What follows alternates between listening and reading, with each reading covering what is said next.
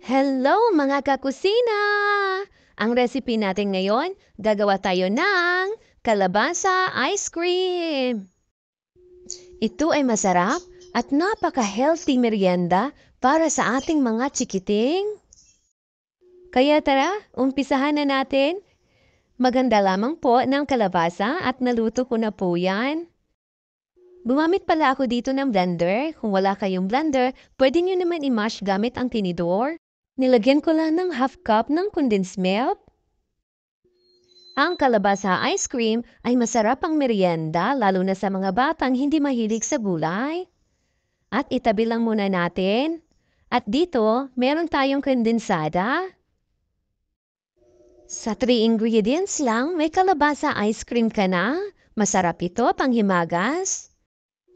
At gumamit pala ako dito ng hand mixer at i-whisk lang natin hanggang sa mag-double size. Mga mommies, ito na ang pinaka-perfect na recipe para sa inyong mga chikiting. Kasi paborito ng mga chikiting ang ice cream. At ilagay na natin ang ating kalabasa mixture. Kung nagustuhan niyo ang ating recipe, maaari bang makatanggap ng isang like o heart man lang at mag-comment ng ang sarap ng kalabasa ice cream? At pwede na po natin ito i-transfer sa ating lalagyan. At lagyan lang natin ng chocolate. At optional lamang po ito. Kung wala po kayong chocolate, pwede na wag na lagyan. Wala kasi itong takip kaya lalagyan ko lang ng cling wrap.